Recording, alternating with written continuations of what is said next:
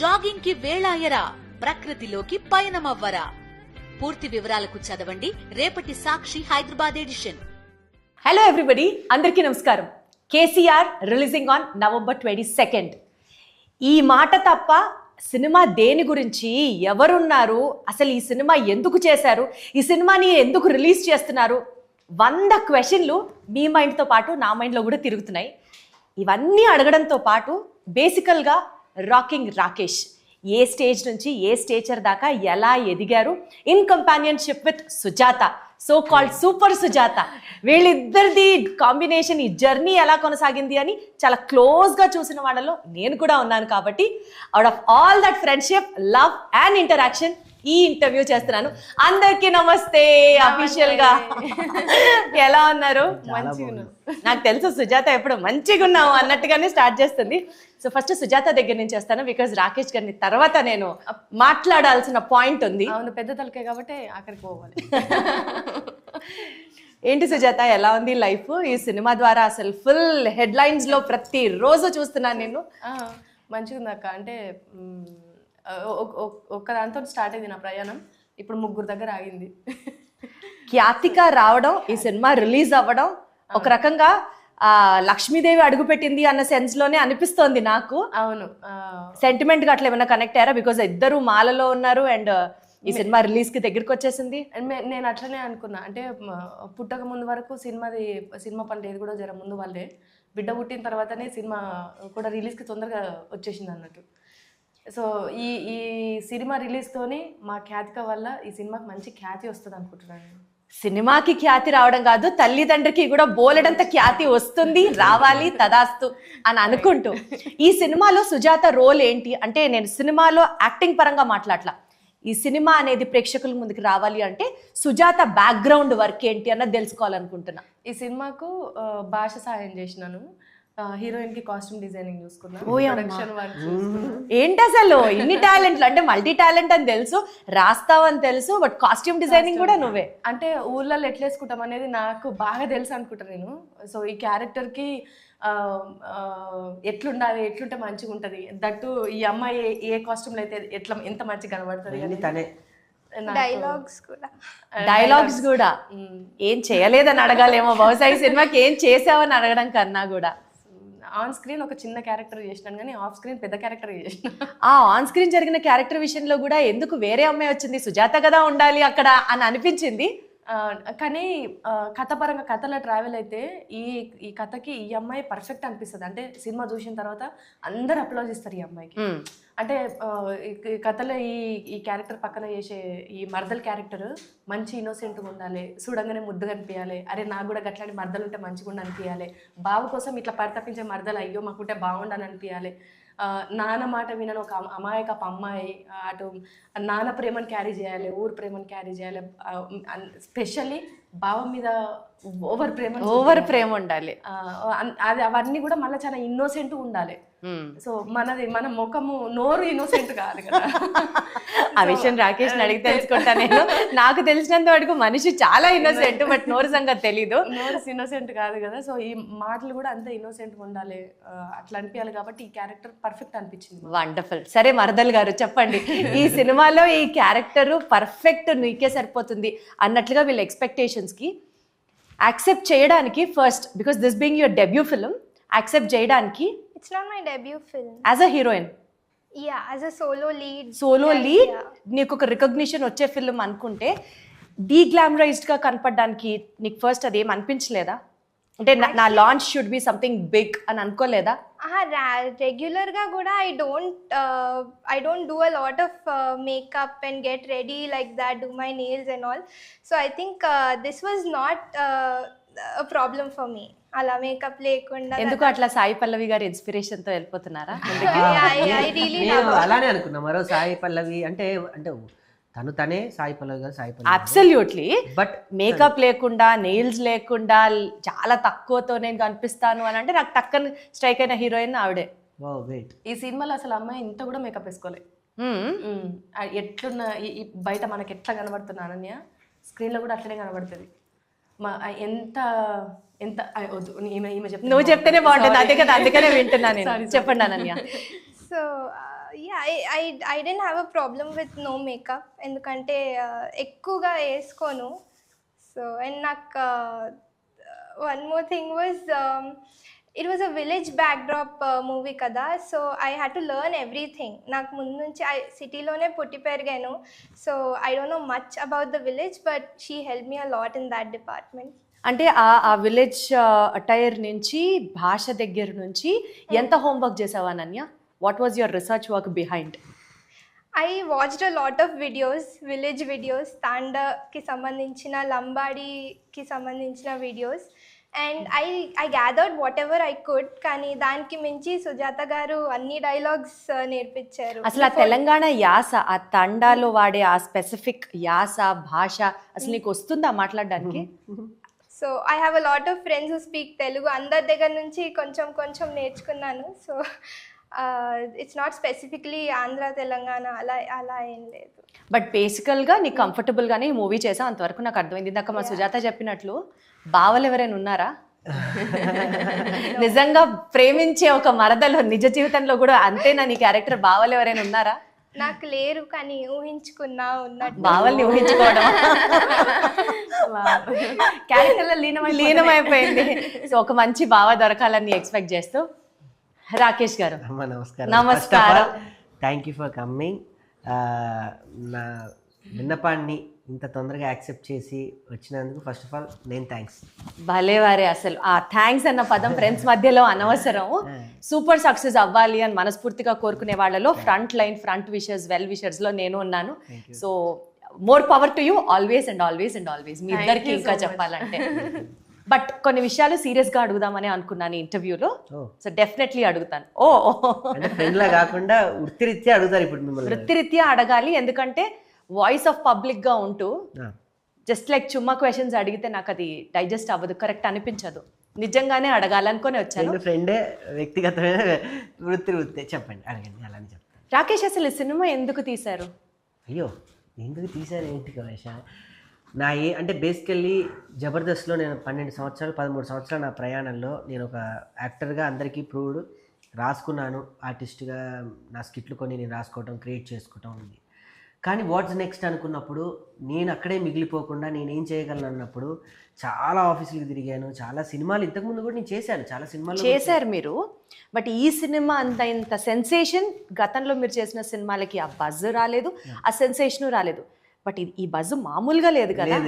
ఎన్నో డౌట్లకి ఎంతమందికో ఏం జరుగుతోంది అక్కడ అని అనిపించేలాగా ఉంది. ఎగ్జాక్ట్లీ అది రేపు థియేటర్లు 22వ తారీఖున డెఫినెట్గా అది ప్రూవ్ అవుతుంది.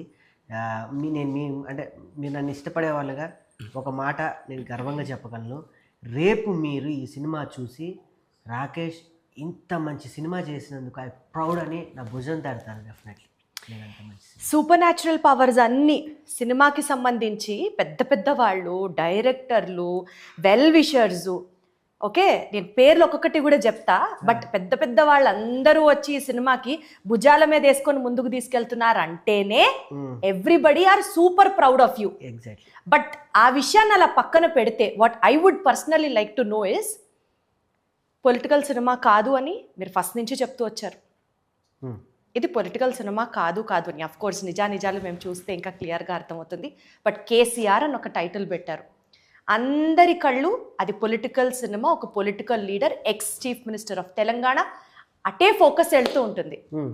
కేశవచంద్ర రమావత్ అని మీరు అన్నప్పటికీ కూడా వెనకాల కేసీఆర్ గారు బొమ్మ చూస్తే ఫస్ట్ వ్యూ అటే వెళ్తుంది. సీన్ కట్ చేస్తే ఆంధ్రాలో ఈ సినిమా అసలు ఆడుతుంది అనుకుంటున్నారా? అసలు రిలీజ్ చేయగలరు అనుకుంటున్నారా? వాట్ పొలిటికల్ కాన్స్పిరసీస్ మధ్యలో యాడ్ అయితే సినిమా పరిస్థితి ఏంటి, రాకేష్ పరిస్థితి ఏంటి, సుజాత పరిస్థితి ఏంటి? అయ్యో బాబోయ్, ఇంత దారుణంగా మీరు అడుగుతుంటే నాకే భయం అవుతుంది. మీరు అడుగుడికే గుండెలో దడబడుతుంది. సో ఒక్కొక్క పాయింట్ చెప్తా. ఫస్ట్, నేను తీసింది సినిమాకు మాత్రమే ఒక భాష, యాస, కుల ప్రాతిపాదికలు వర్తించవు. Cinema is ultimate cinema. నేను ఒక కమెడియన్గా ఈ ప్రపంచానికి తెలుసు నేనేం చేశాను అనే ఒక చిన్న క్యూరియాసిటీయే రేపు థియేటర్ వరకు జనాలను రాపట్టిస్తుంది. 2, కేసీఆర్ అని పేరు పెట్టారు, మీరు ఆంధ్రలో ఆడుతున్నాను. నిజంగా నేను చెప్తున్నాను, ఇప్పుడు సెన్సేషన్ న్యూస్ అనుకోండి, ఏమన్నా అనుకోండి, నా ఫిలింని ఫస్ట్ ఎంకరేజ్ చేసింది ఆంధ్రాలోనే. తెలంగాణలో ఆదరించలేదా? లేదు. ఆదరించలేదు. లేదు. ఇంత ధైర్యంగా చెప్తున్నా, అంత ధైర్యంగా చెప్తున్నా. ఎస్, ఎగ్జాక్ట్లీ చెప్తున్నా. అంటే ఎలాంటి సందర్భాలు జరిగాయి? వచ్చింది ఆంధ్ర నుంచే. నాకు నేను ఎక్కడో అమలాపురంలో కోన వెంకట గారి మూవీ చేస్తున్న టైంలో ప్రభాస్ గారి ఫ్యాన్స్ అందరూ ఒక 30-40 మంది కలిసి వచ్చారు. వచ్చి మీరు భీమవరంలో జరుగుతున్నటువంటి ప్రభాస్ గారి సినిమా పుట్టినరోజు వేడుకలకి మీరు వచ్చి మాట్లాడాలి, గెస్ట్గా రండి అన్నారు. సో కమీడియన్ గెస్ట్గా అంటే అక్కడ ఏమంటారు, ఒక 4 మిమిక్రీ మాటలు, ఒక 4 ఏవో ఒక జోకులు వేసి నవ్విస్తామని పిలుస్తారు. ఆ అసోసియేషన్ ప్రెసిడెంట్ నాతో ఏమన్నాడంటే, అన్న నీ సినిమాకు కూడా ఇది హెల్ప్ అవ్వాలి, అక్కడ నా డైరెక్టర్ శ్రీపాద కూడా ఒక ఆయన ఉన్నారు, ఈ సినిమా నీకు హెల్ప్ అవ్వాలి, ఈ సినిమా అక్కడ ప్రొజెక్ట్ అయితే మొత్తం వరల్డ్ వైడ్ చూస్తుంది అంటే అక్కడ ఉన్నటువంటి రాజకీయ ప్రముఖుల్లో నాకు చాలా అత్యంత ఆత్మీయులు ఉన్నారు. కొంతమంది పేర్లు చెప్పను గర్వంగా, కొంతమంది పేర్లు చెప్తాను. అక్కడ జనసేన పార్టీ జిల్లా అధ్యక్షులు రవి గారు ఉన్నారు, బచ్చా రవి గారు ఉన్నారు. అటే పక్కన టీడీపీ రాష్ట్ర అధ్యక్షులు ఉన్నారు, ఎమ్మెల్యే గారు బుచ్చిబాబు, అందరూ ఉన్నారు. నేనేం మాట్లాడతానన్న ఒక భావనతో పక్కన యాంకర్ వణికిపోతున్నాడు, యాంకర్ రవి. స్టేజి మీదకి వెళ్ళి నన్ను ఇక్కడికి తీసుకొచ్చిన నా ప్రభాస్ ఫ్యాన్స్ అందరికీ, నన్ను తీసుకొచ్చిన నా ప్రభాస్ ఫ్యాన్స్ అందరికీ కేసీఆర్ ఫ్యాన్ నమస్తే అని చెప్పాను. కింద వాళ్ళందరూ ఇట్లా షాక్, ఏంటి ఇలా మాట్లాడారు అని. కానీ అక్కడున్న వాళ్ళు సినిమాని చూశారు, నా సినిమా మీద నా ప్యాషన్ని చూశారు, సినిమా నా వర్క్ని చూసి 200 మంది నన్ను సగౌరవంగా కారు దాకా వచ్చి ఎక్కడ ఇబ్బంది కాకుండా జనాలందరినీ నెట్టి భీమవరం నుంచి నన్ను మళ్ళీ అమలాపురానికి పంపించారు. అలాంటి గొప్ప ప్రజల ప్రేమ, సినిమా పిచ్చోళ్ళు అక్కడ ఉన్నారు, సినిమా ప్రేమ అక్కడ ఉంది. కానీ తెలంగాణ వచ్చేసరికి నాకు ఒక్కల హెల్ప్ కూడా దొరకలేదు. కానీ ఆ టైంలో ఒక టార్చ్ లాగా నాకు దీపా ఆర్ట్స్ వాళ్ళు శ్రీనివాస్ గౌడ్ గారు నన్ను పిలిచి నా ట్రైలర్ చూసారో సరిగ్గా చూడలేదో నాకు తెలియదు. నేను వెళ్ళి, సార్ నేను చాలా డిస్ట్రిబ్యూటర్కి చూపిస్తున్నా, వెళ్తున్నా, కలుస్తున్నా, కానీ నా నుంచి నీకేం కావాలని అడిగారు. అప్పటికి అమరన్ సినిమా చేస్తున్నారు, మొత్తం సిడీ అంటే వాళ్ళే చేశారు, ఆంధ్ర అంతా వాళ్ళే చేశారు. నీ సినిమా చూసినా నేను చేస్తా, చూడకపోయినా నేను చేస్తాను అంటే, లేదు సార్ నేను షో చేస్తాను థియేటర్లో అన్నాను. ఆ డబ్బులు కూడా నీకు దేనికో దానికి ఉపయోగపడతాయి. ఎంత గొప్ప ప్రివిలేజ్ వర్డ్ అండి అది.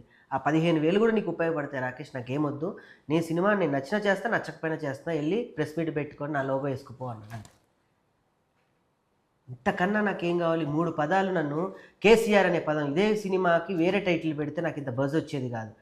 ఒక రాకేష్ అనేవాడు నీ డబ్బులు పెట్టి ప్రచారం చేస్తా, అదే అనుకుంటున్నా నేను కూడా. కేసీఆర్ అన్న టైటిల్ కి అంత వెయిటేజ్ ఉన్నప్పుడు జనాలందరినీ కూడా ఇదొక పొలిటికల్ సినిమా అయ్యుండొచ్చేమో అని కన్ఫ్యూజ్ చేసో, డౌట్లో పెట్టడానికో, ప్రజల్ని మీరు ఒక ఎలా చెప్పాలి, ఒక జోకర్ ఎలిమెంట్ లా వాడుకోవడానికి టైటిల్ ఉపయోగపడుతుందా, లేకపోతే నిజంగానే ఇది పొలిటికల్ సినిమానా? నేను ఇందాక కూడా చెప్పాను, మీరు పొలిటికల్ సినిమా అనుకొని వస్తే డెఫినెట్లీ పొలిటికల్ సినిమానే. లేదు రాకేష్ ఒక అద్భుతమైన ఒక ఎయిమ్తో తీసిన సినిమా అంటే ఇది ఏం సినిమానే. లేదు మనకి ఇందులో ఒక లంబాడీ యొక్క ట్రెండ్ చూపిస్తున్నాడు, లంబాడీ ఆశ భాష వాళ్ళ యొక్క నడవడిక వాళ్ళ మట్టితనాన్ని చూపిస్తున్నాడు వస్తే లంబాడీ వాళ్ళకి అదే కనపడుతుంది. నా సినిమా ఎలా చూడడానికి వస్తే అదే కనపడుతుంది డెఫినెట్గా. అంటే బేసికల్గా మార్కెటింగ్ మంచిగా చేసి కేసీఆర్ అన్న పేరు పెట్టారు, ఆ పేరుని వాడుకొని సినిమాని రిలీజ్ చేస్తున్నారు అన్నది కూడా వినిపిస్తోంది మార్కెట్లో. అయితే అందులో కుర్రోడు చెప్తా దీనికి కారణం. చిన్నప్పుడే ఈ కుర్రోడికి కేసీఆర్ అనే ఒక అమితమైనటువంటి ఇష్టంతో సినిమా మొత్తంలో కూడా చోటా కేసీఆర్ అని పిలిపించుకుంటాడు. ఒకవేళ నేను పెట్టింది కేసీఆర్ పదం అయితే సినిమాకి వరకే పెట్టి సినిమా కథలో నేనైతే పెట్టలేను కదా. అందుకే నా కథలో కేశవ చంద్ర రామావత్, షార్ట్ కట్లో కేసీఆర్, అది నాకు కుదిరింది. ఆడే చోటా కేసీఆర్ అని కూడా పిలిపించుకొని ఊరు మొత్తం అలానే పిలిపించుకున్నాడు. కేసీఆర్ని ఏమన్నా, కేసీఆర్ కనీసం మాట్లాడి నవ్వులు పాలు చేసినా తట్టుకోలేని ఒక కుర్రోడి కథ ఇది. మనకి మార్కెట్లో మంచి మంచి స్కీములు ఇంట్రడ్యూస్ చేసినప్పుడు, లేకపోతే కొత్త కొత్త ఆఫర్లు ఇంట్రడ్యూస్ చేసినప్పుడు అద్భుతమైన మార్కెటింగ్ స్ట్రాటజీ అని అనుకుంటాం. అలా రాకేష్కి ఇంత అద్భుతమైన బ్రెయిన్ ఉంది, ఇంత బీభత్సమైన మార్కెటింగ్ స్ట్రాటజీ ఉందని నాకు ఇప్పుడు అర్థమవుతుంది సుజాత. అయ్యో బాబోయ్ ఇన్ని పెద్ద వచ్చా సీరియస్గా. ఎందుకంటే సినిమా మీద ఉన్న ప్యాషన్ తెలుసు, రాసే దాంట్లో ఆయనకున్న టాలెంట్ తెలుసు, కామెడీ ఎలా పండించగలడో తెలుసు, బట్ సినిమాని ఒక ప్లాట్ఫామ్ని ఎంత ఘనంగా మార్కెట్ చేయగలరు అన్నది కూడా నాకు ఈ సినిమా ద్వారా అర్థమవుతుంది. If I'm not wrong again. అయితే ఒకటి మీరు అన్నారు కాబట్టి చెప్తున్నా, నా సినిమాకి వేరే టైటిల్ పెడితే థియేటర్ వరకు ప్రేక్షకులు నా కోసం వస్తారో లేదో అయితే తెలీదు. నా మీద ప్రేమతో మాత్రం నా వాళ్ళు వెళ్తారు, లేదా నాకు తెలిసిన వాళ్ళు వెళ్తారు. నేను కొన్ని 100 మందిని ఉద్యమంలో మొబిలైట్ అయితే చేసేంత వ్యక్తిని కాదు. నా మాటలతో కొంతమంది అయితే మొబిలైట్ అయితే అవ్వదు.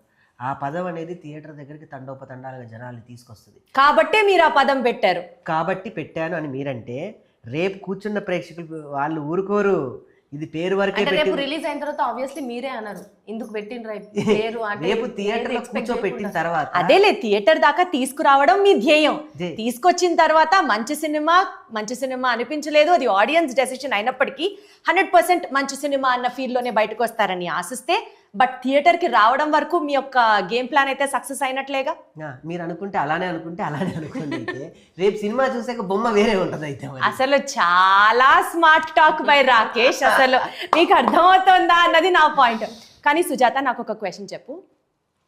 బేసికల్గా మనం ఎప్పటి నుంచో ఫ్రెండ్స్, మనం ఎప్పటి నుంచో ఒకరి లైఫ్ ఒకరు చూస్తున్నాం. ఒక పొజిషన్కి మీరు రీచ్ అయ్యారు అంటే వెనకాల చాలా ఇయర్స్ ఆఫ్ హార్డ్ వర్క్, చాలా ఇయర్స్ ఆఫ్ ఏం చెప్పాలి, తపన, తాపత్రయం, డెడికేషన్, ఇవన్నీ చేసి చేసి చేసి చూసి ఒక పొజిషన్కి అయితే మీరు వచ్చారు. ఈ పొజిషన్లో కూడా మీరు ఇంకా అసలు నేనే కింగ్, నేనే క్వీన్ అన్నట్టు కాదు. There is still so much of life ahead. మొత్తము మీ ఎసెట్స్ అన్ని, మీ యొక్క ఇప్పటిదాకా సంపాదించిందంతా, అఫ్కోర్స్ అంతానో కాదో నేను చెప్పలేనులే, బట్ స్టిల్ లైన్స్ షేర్ ఈ సినిమాలో పెడితే భయమే లేదా సుజాత? భయం అనిపించలే, నాకు ఆయన డ్రీమ్ కనిపించింది. అంటే భయపడుకుంటే నేను భయపడి ఆయనను భయపడితే మాకు ఇంత మంచి ప్రోడక్ట్ బయటకు వచ్చేది కాదు. సో నాకున్న ధైర్యం ఏంటంటే మనం సగంలోనే ఉన్నాం కదా, మనం ఇంకా సంపాదించుకుంటాము. అంటే ఒక ఏమంటారు, బాధ్యతలన్నీ నెత్తి మీద పడి అయ్యో ఇంకా నేనేం చేయలేను అనే పొజిషన్లో లేం కదా. ఇప్పుడే మనం ఒకటి ఉన్నప్పుడే మనం ఇంతగానం సంపాదించుకున్నాం ఇండివిజువల్గా, ఇద్దరం కలిసే ఉన్నాం కదా. ఇప్పుడు ఓకే, నీ డ్రీమ్ ఏదన్నా అనుకుంటున్నావు కాబట్టి నువ్వు చెయ్యి.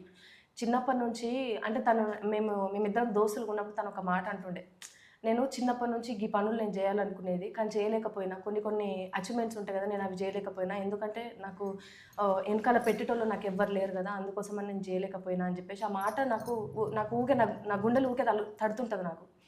సో ఈ థాట్ వచ్చినప్పుడు ఫస్ట్ నాకే చెప్పింది, నేను ఇట్లా సినిమా చేయాలనుకుంటున్నా అని చెప్పేసి. ఈ ఏజ్లో కూడా నేను చిన్నప్పుడు ఈ పని నేను చేయలేకపోయినా నువ్వు బాధపడుతున్నావు, కానీ ఒక ఏజ్ వచ్చిన తర్వాత ఈ ఏజ్లో నేను ఈ పని చేయలేకపోయినా నువ్వు బాధపడద్దు, నువ్వు ఏదనుకుంటున్నావు నువ్వు అది చెయ్యి. సో నేనున్నా, మంచికైనా చెడుకైనా నేనున్నా. మీ డ్రీమ్స్ ఏవైతున్నాయో అవన్నీ మీరు ఫుల్ఫిల్ చేసుకోవాలి. ఒక ఏజ్ వచ్చిన తర్వాత నేను ఇవి చేయలేను అనే బాధ మీ మనసులో ఉండొద్దు అని. సో సంపాదన ఏమున్నది అక్క, మేమిద్దరం సంపాదించుకోగలుగుతాం, కాళ్ళు రెక్కలు మంచిగా ఉన్నాయి ఇద్దరికి. దేవుని దయ వల్ల ఆయనకు స్పెషల్ టాలెంట్ ఉన్నది, నాకు స్పెషల్ టాలెంట్ ఉన్నది. మేము ఏది చేసినా కూడా ఆదరించడానికి జనాలు అందరూ ఆబ్వియస్లీ మా ఇంటి పిల్లలు అని చెప్పేసి ఇప్పటివరకు ఆదరించబట్టే మేము ఇంత దూరం వచ్చినాం కదా. ఆ ప్రేమ ఎప్పటికీ మా మీద ఉంటుంది అనుకుంటా. సో మన ఇద్దరం కష్టపడగలుగుతాం ముందు. మీరేం భయపడకుండా మీరు చేయండి అని చెప్పేసి నేనే చెప్పిన. కథాస్తు. సో ఇదే పాజిటివ్ ఎనర్జీ అలాగే కొనసాగాలని మనస్ఫూర్తిగా కోరుకుంటూ, నీకు కూడా అలాంటి డ్రీమ్స్ ఏమైనా ఉన్నాయా సుజాత? నాకు నా పెళ్లి, నా పిల్లనే నాకు పెద్ద డ్రీమ్ అక్క. నా డ్రీమ్స్ అన్నీ అయిపోయినాయి, నాదంతా బోనస్ లైఫ్ ఇప్పుడు అంతే. అమ్మ బాబోయ్, అంత అల్ప సంతోషిలాగా ఎలా ఉంటుంది అసలు? నాకు అంటే ఏమో చిన్నప్పటి నుంచి నాకు కొంచెం ఉన్న దాంట్లో హ్యాపీగా ఉండడం నాకు బాగా అలవాటు అది. సో నేను లగ్గం చేసుకున్నప్పుడే, లగ్గం చేసినప్పుడు బయటకు వచ్చి ఈయన చేతులు పట్టుకొని నేను అదే చెప్పిన, అంటే లైఫ్లో నాకు లగ్గం చేసుకోవాలనే ఆలోచన లేదు, కానీ అసలు పెళ్లి చేసుకోవాలని ఆలోచన లేకుండా. ఎందుకట్లా అంటే ఇంకా నా దమాకు. సో అట్లుండే, కానీ అది ఎప్పుడు నేను ఎవరికి నేను చెప్పుకునేదాన్ని కాదు, ఈయనకు చెప్పుకుంటుండే. మేమిద్దరం అప్పుడు మంచి దోస్తులం కాబట్టి. అవునవునవును. పెళ్లి చేసుకున్నాక బయటకు వచ్చినాక ఆయన చేతులను పట్టుకొని, నాకు జీవితంలో నువ్వు ఏమి ఇచ్చినా ఏమి ఇవ్వకపోయినా నేను ఏం అడగను, అద్భుతంగా చాలా గ్రాండ్గా నాకు ఈ లగ్గం చేసినావు తిరుపతి కొండ మీద. సో నాకు ఇది చాలనుకున్నా. నా బిడ్డ పుట్టిన తర్వాత ఇంకా నేను అసలు బిడ్డ గురించి కూడా నేను ఏం అడగను, బిడ్డ కావాల్సింది కూడా నేను చూసుకుంటాను. నువ్వు అసలు పెళ్ళం ఉన్నది, పిల్లలు ఉన్నారు, వీళ్ళ కోసం నేను ఇది దాచి పెట్టాలి, ఇది కూడా పెట్టాలి, ఇటు సైడ్ మాత్రం నువ్వేం ప్రెషర్స్ పెట్టుకోకు, నువ్వు ఏం చేయాలనుకుంటే నువ్వు అది చేయని చెప్పేసాను.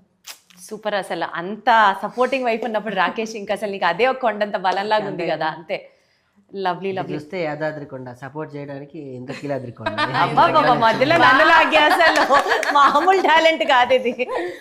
డిడ్ యూ ఈ సినిమాకి సంబంధించి ఇట్లా బజ్ వస్తున్నప్పుడు ఇలా నెగిటివ్ గా లైక్ అంటే ఫ్యూచర్లో ఏమవుతుందో అది తెలియదు కాబట్టి I was also very anxious. అంటే సినిమా హిట్ అవుతుందా, లేకపోతే will I get a good name, అవన్నీ నేను ఆలోచించాను. But I think what ever happens I will take it positively. I mean right now as an actor my first step is to act in films. So I mean, what's wrong in aspiring to become something? So I wasn't really so scared because I thought whatever happens, I also have my career in law.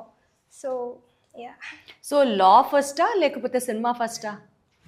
I am hoping to manage both, అంటే రెండు చేయగలుగుతాను అనే నమ్మకం నాకుంది. Great. Super, అసలు all that confidence అద్భుతం. Rakesh, cinema చేయడానికి కాంట్రవర్సీగా అని కాకపోయినా మధ్య మధ్యలో చాలా ఛాలెంజెస్ ఫేస్ చేసి ఉంటారు కదా. ఎలక్షన్స్ అప్పుడు సెన్సార్ సర్టిఫికేట్ రాలేదు, సినిమా రిలీజ్ అంటే ఎలక్షన్స్ అయిపోయిన తర్వాత, ఇప్పుడు దగ్గర దగ్గర 6 నెలల కంటే ఇంకా మించిపోయింది టైం.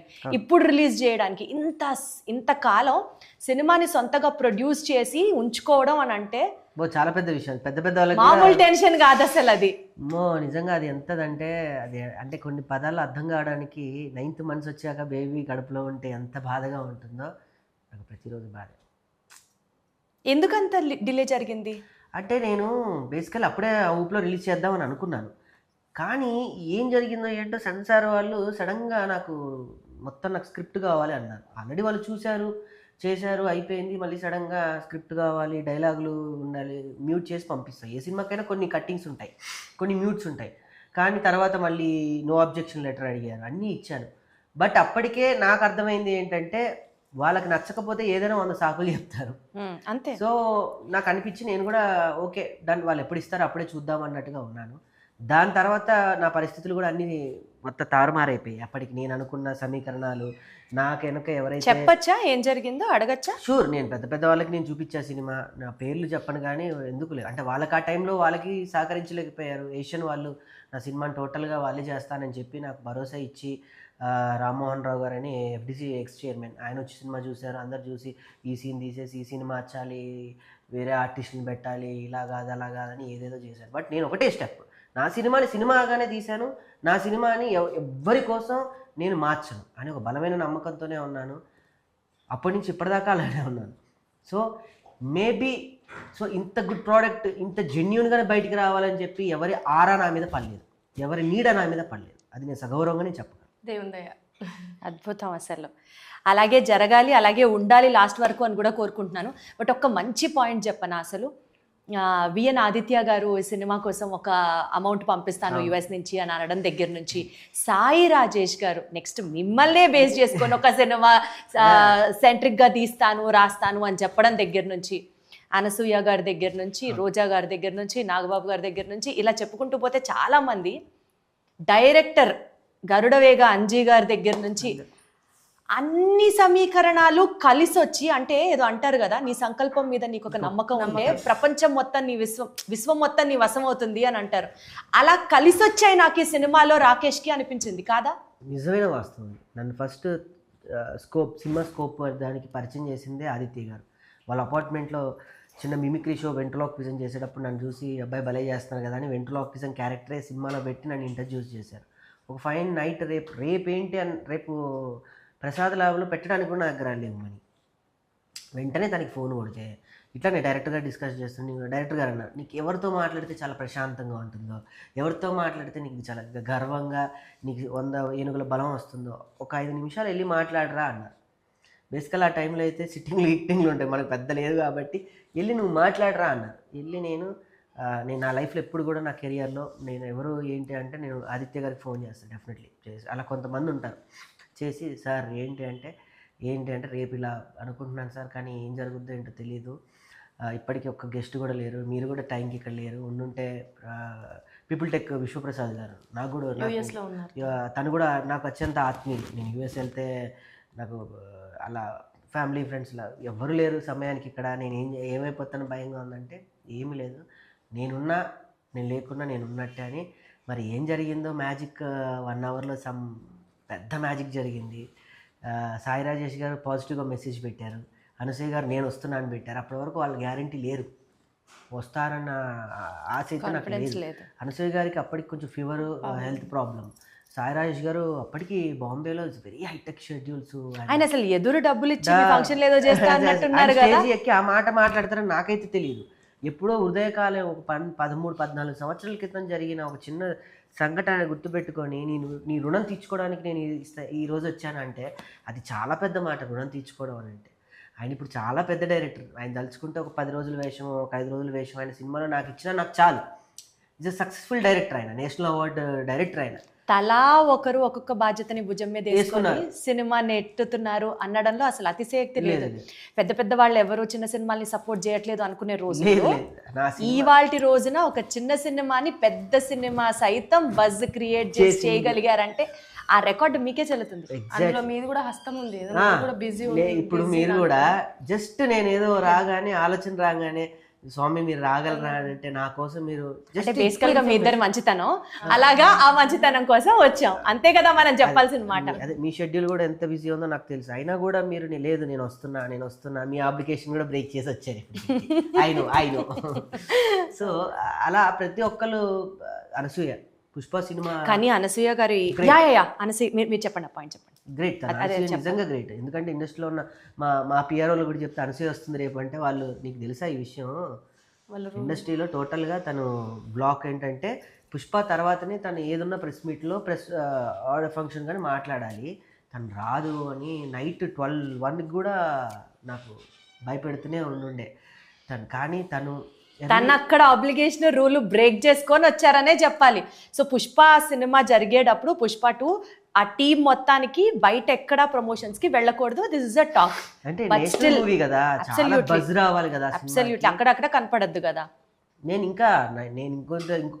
ఇంకో ఇది అవ్వకపోతే డైరెక్ట్ సుకుమార్ గారి దగ్గరికి వెళ్ళిపోదాం అనుకున్నా. నాకు యాక్సిస్ కూడా ఉంది. ప్రతాప్ అన్న అని నేను నా కెరియర్లో నేను అసిస్టెంట్ డైరెక్టర్గా పనిచేస్తున్నప్పుడు కరెంట్ మూవీ ఆయన తర్వాత మొన్న రీసెంట్గా ఆ సినిమాలన్నిటికీ ఆయనే డైరెక్షన్, సుకుమార్ రైటింగ్స్లో అన్నీ సుకుమార్ గారికి ఆయనే డైరెక్ట్ ఫోన్ చేశారు. నేను సుకుమార్ ఏం మాట్లాడుతున్నావు అన్నాడు. నాకు సుకుమార్ గారు టైం కావాలి, ఆయన టైం ఎడిట్ టేబుల్కే దొరకట్లేదు, నువ్వు ఆయన టైం అడుగుతావు అంటే నేను పట్టుకుంటా ఎట్లాగైనా.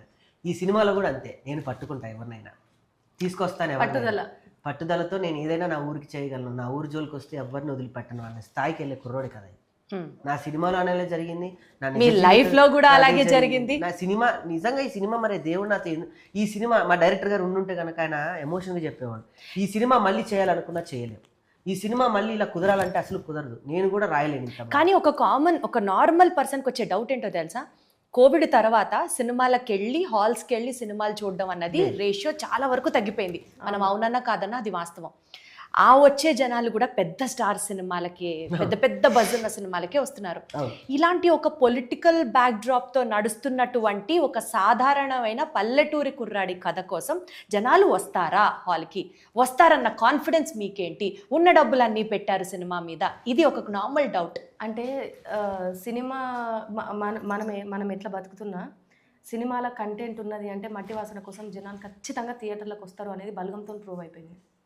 ఈ సినిమా కూడా అంటే నేను అంత గొప్ప సినిమాతో నేను నేను చేయలేను, కానీ ఆ సినిమాకి ఈ సినిమాకు ఉన్న ఈక్వాలిటీ ఏంటంటే ఈ సినిమా కూడా వస్తే మట్టి వాసన ఏందనేది తెలుస్తుంది, మనుషుల బంధుత్వాలు ఏందనేది తెలుస్తుంది, బంధం అంటే ఏందనేది తెలుస్తుంది. ఇవన్నీ వదులుకొని మనం ఈ కాంక్రీట్ జంగిల్లో బతుకుతున్నాం. యాక్చువల్లీ ఈ కాంక్రీట్ జంగిల్ కాకుండా మన జంగిల్కు పోతే అక్కడ మన బ్యూటీ ఆఫ్ లైఫ్ అర్థమవుతుంది. సో ఈ సినిమాలో ఆ బ్యూటీ ఉంటుంది. సూపర్, ఖచ్చితంగా వస్తారు. ఒక్కసారి వచ్చిన వాళ్ళు సింగిల్గా పోయిన వాళ్ళు దోస్తులతో ఒకసారి పోతారు, కుటుంబాన్ని తీసుకొని ఒకసారి పోతారు, ఎందుకంటే ఇది ఫ్యామిలీ అందరు కూర్చొని చూసే సినిమా కాబట్టి. అనన్య, నువ్వు ఎంజాయ్ చేసావా ఈ సినిమా షూటింగ్ అప్పుడు కానీ, లేకపోతే వీళ్ళిద్దరు బాండింగ్ గురించి అడగాలి నేను. మాకు తెలిసింది, బట్ సినిమా జరిగేటప్పుడు వీళ్ళిద్దరు బాండ్ గురించి ఏమన్నా చెప్పసలు? అంటే నువ్వు నిజంగా ఫ్యాసినేట్ అయ్యి ఇట్లాగే ఉండాలి అని అనిపించే మూమెంట్స్ లాంటివి ఏమైనా అనిపించాయా? యాక్చువల్లీ నా పని చేశాక I would go set. So నేను ఎక్కువ అబ్జర్వ్ చేయలేవు, వీళ్ళకి సీన్స్ లేవు. So they were not on set together, చాలా బిజీగా ఉండేవాళ్ళు. So that's one thing I like about them, like both of them were very hard working కంటిన్యూస్గా. ఇప్పుడు రాకేష్ గారు ఇంతకుముందు ఒక సినిమా చేసాం, ఆ సినిమాలో ఆయన ఒకటే యాంగిల్ చూపించారు, that is the comedy angle. ఈ సినిమాలో you could see all the angles of his, like his anger and his sometimes he was low. So I could see. నీకు ఎప్పుడన్నా అనిపించిందా లో మూమెంట్ సినిమా చేసేటప్పుడు, లేకపోతే దాన్ని ఏమంటారు గ్లిజరిన్ లేకుండా కళ్ళలోంచి నీళ్ళు వచ్చే సీన్లో నీకు కూడా ఏమన్నా జరిగాయా? గ్లిజరిన్ పెట్టుకోలేదు అమ్మాయి, అదే తను చెప్తే వినాలని ఉంది నాకు. I was able to cry, get connected to the scene. Not some of the scenes were like that, కానీ మధ్యలో I was also facing some trouble, like stay కూడా నాకు కొంచెం ఇబ్బందిగా ఉండింది. సో యాక్చువల్లీ ఒక సీన్లో I call someone and I start cry. I call him actually ఒక సీన్లో, but he doesn't answer. So call చేసేటప్పుడు ఒరిజినల్గా నేను మా అమ్మమ్మకి కాల్ చేశాను యాక్చువల్లీ. సో మా అమ్మమ్మ ఏమైంది, ఎందుకు ఏడుస్తున్నావు అని అంది. I didn't say anything, I was not suppose to. తర్వాత మళ్ళీ కాల్ చేసి లేదు యాక్టింగ్ అని చెప్పా. అమ్మమ్మ గారు అది బేసికల్ గా యాక్షన్ లో భాగం అన్నమాట. అమ్మమ్మ గారు కూడా చాలా, అమ్మమ్మ గారు కూడా సినిమాలో ఉన్నారు అయితే ఆ లెక్కన. వాళ్ళ అమ్మమ్మ గారు నాకు మంచి అంటే బ్లెస్డ్ పెద్ద ఆవిడ. వాళ్ళు నేను ఈటీవీ అభిరుచిలో కార్యక్రమం చేసేవాడిని, దానికి ఫ్యాన్ ఆవిడ. నేను ఎప్పుడు అనన్య గురించి మాట్లాడదామని ఫోన్ చేసినా పక్కన ఉంటే ఎలా ఉన్నాడు అడుగు అబ్బాయి అది ఫస్ట్ అనేది. బాగున్నానమ్మా, బాగా చేస్తున్నావు నాయన చక్కగా అని ఆవిడ బ్లెస్సింగ్స్ కూడా ఇచ్చేది. ఈమెతో మాట్లాడాలని చేస్తే ఎక్కువసేపు ఆమె మాట్లాడేది ప్రశాంతంగా. బాబాయ్ హోటల్ అది. Super nice. రాకేష్, సినిమా గురించి చాలా విషయాలు మాట్లాడుకున్నాం కాబట్టి సోషల్ మీడియాలో వస్తున్న ట్రోల్స్ అండ్ మీమ్స్ గురించి కూడా మనం మాట్లాడుకోవాలి. Okay, I have to ask you that. ఒక పాయింట్ సూటిగా అడిగేస్తాను నేను. ఈ సినిమాకి బజ్ రావడానికి XYZ ఫ్యాక్టర్స్ ఎన్నైతే హెల్ప్ అయ్యాయో, ఇంకొక మోస్ట్ ఇంపార్టెంట్ ఫ్యాక్టర్ మీరు ఊహించి కూడా ఉండరు, మీ ఏడుపు. నమ్ముతారా అసలు? అది ఎస్పెషల్లీ అనసూయ గారు వచ్చినప్పుడు స్టేజ్ మీద ఎమోషనల్గా మీరు మాట్లాడినప్పుడు మీరు ఏడ్చిన ఏడుపు ఏంటి, ఇది నిజమా యాక్టింగా, సినిమా కోసం ఏడుస్తున్నాడా, నిజంగా ఇంత సెంటిమెంట్గా ఉన్నాడా అన్నది అర్థం కాల అసలు. నేను దానికన్నా ముందే నా సందర్భం చెప్పేసి ఆ నైట్ ఏం జరిగిందనేది.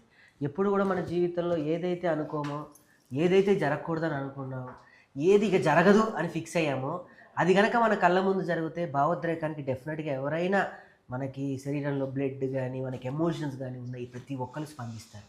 నా లైఫ్లో ఆ స్టేజ్ మీద అలానే జరిగింది. వీళ్ళంతా నా ఫంక్షన్కే వచ్చారా ఏంటి, నేను పిలిచిన వాళ్ళు రాలేదండి, నేను వెళ్ళి కాళ్ళు పట్టుకున్న వాళ్ళు కూడా రాలేదు తెలుసా.